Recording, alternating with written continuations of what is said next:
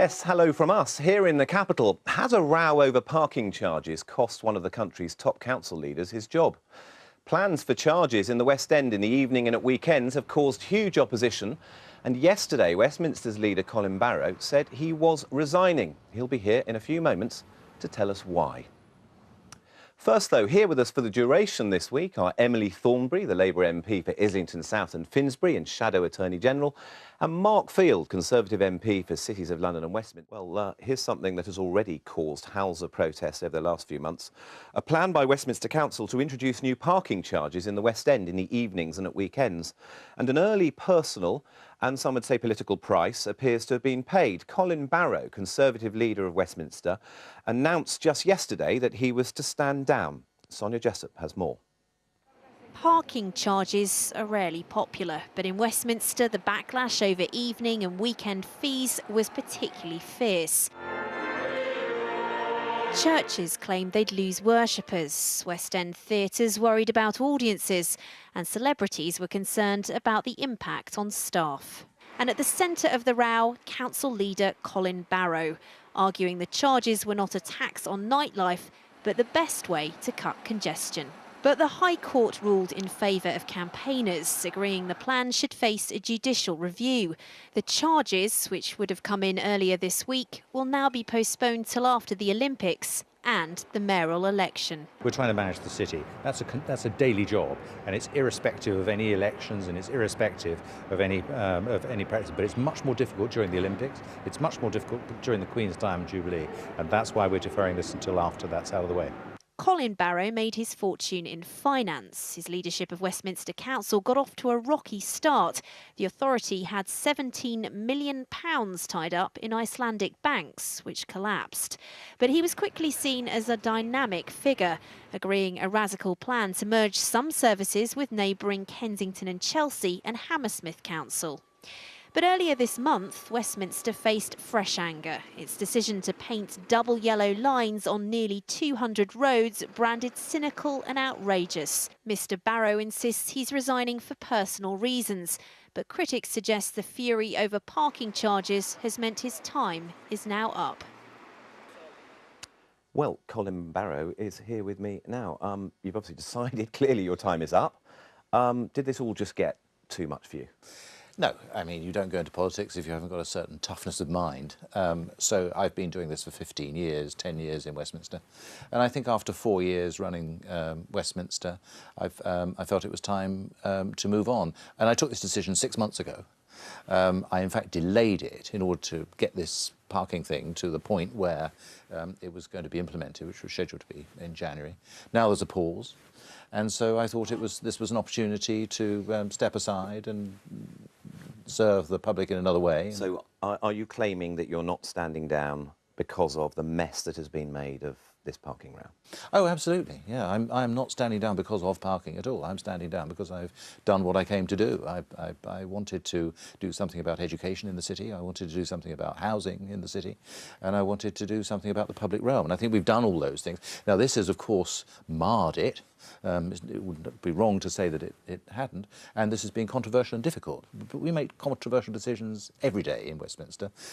This one just got a bit noisier than most. So you were originally only going to do 4 years. You've done that 4 years. You decided 6 months ago. But you say and said that you wanted to introduce the parking charges, unpopular measure, you know, some would say, as you know, so your successor didn't have to do it.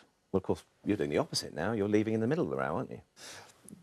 Well, no, there's a pause while we wait for the Olympics and the Paralympics to happen. And during that pause, I think what we now need to do, we now need to pay attention to the wider economy and put the parking into the context of the wider economy. Because one of the things that this controversy has generated is we've had to do this on very narrow traffic management grounds. You know, how many car parking spaces, how much congestion, and so on and so forth. What this furore has, I think, persuaded us of is that the regulations that surround local government now need to force us to look at the wider economy. Let me just ask you to be absolutely clear. Do you still stand by these proposals for these charges fully? There is no question that the putting of these regulations in will improve congestion. and will improve the turnover of spaces, and that will help business. So it's a yes. It's a yes. That answer is yes. And you claim and you say you're not standing down because of that, so you stand full square by these proposals. So do you expect these proposals to go in full in 6 months or after the Olympics now? Do you think your successor will introduce them? That's a matter for my successor. What do you think? I think that the Council will pay a lot more attention to the economic effects, business by business, street by street, line by line, than we have been able to do when we're under the constraints. And what will the outcome of that be? I suspect that we will see whether being a free car park, having a free car park in Westminster in the evening is essential to the functioning of Westminster. I don't think it is. We don't have a free car park during the day. It's just as busy during the evening, so we don't see why we should need to have one during the evening. Let's put it another way. Should your successor go ahead with these changes?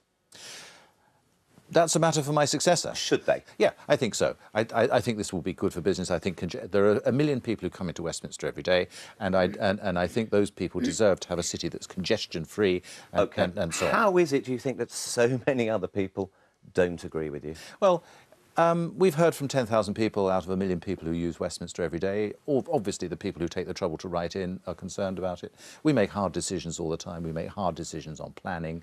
We make hard decisions on education. Were you surprised by the sheer level of opposition? I think the scale did surprise us. The noise did surprise us. What's the reasoning for it, do you think? I think that there was a small number of people who were quite seriously affected, which are late-night workers in the casino industry in particular, 1 or 2 particular businesses in the nightclub industry.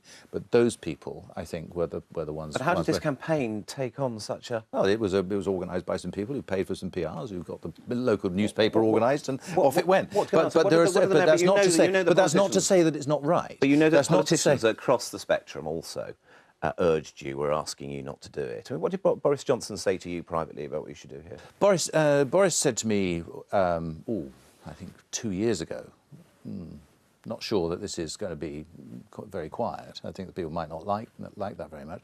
But we undertook a complete review, an enormous amount of research. What's he said to you now, though, recently?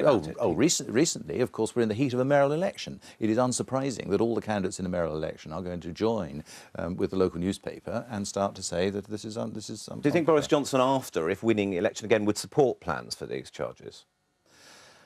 I don't know. I think that if the economic work is done, which he's called for and which we've agreed to participate in, to show the impact of this on the city, then I think we can convince him and a lot of other people that we can fix something about some of the industries specifically affected, but the broad measure of getting congestion down and getting the traffic moving again will be more successful. Mark Field, the local MP, do you agree with Colin's analysis? Do you think he's right to put your constituents above London as a whole, protecting their interests, their congested roads and so on? I think the most important thing is these are matters for Westminster City Council, and I've always said I wouldn't interfere with what he does, and likewise... We know that, our audience will know that.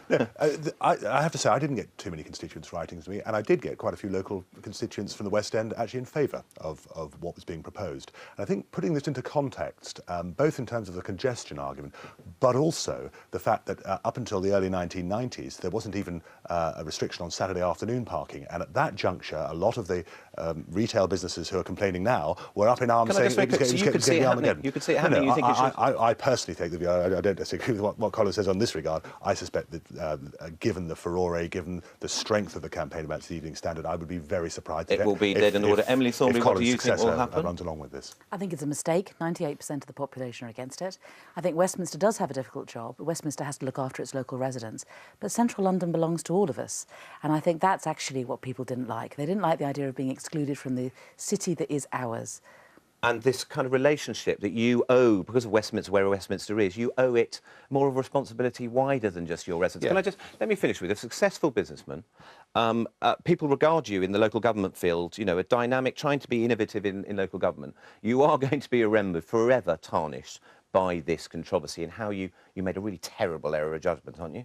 Well, I mean, the political graveyard is full of people who try to endlessly to rescue their particular... You accept that then, do you? What I think I will be remembered for, and I think Westminster will be remembered for, is by continuing to make difficult decisions in improving educational standards, improving planning, improving the city environment, fixing people's housing at the centre of a major capital city. And I think I can hold my head up high about that. This has been a difficult period, but I don't think. I can imagine. But it's not the reason for my stepping down. And I think it's fair to say...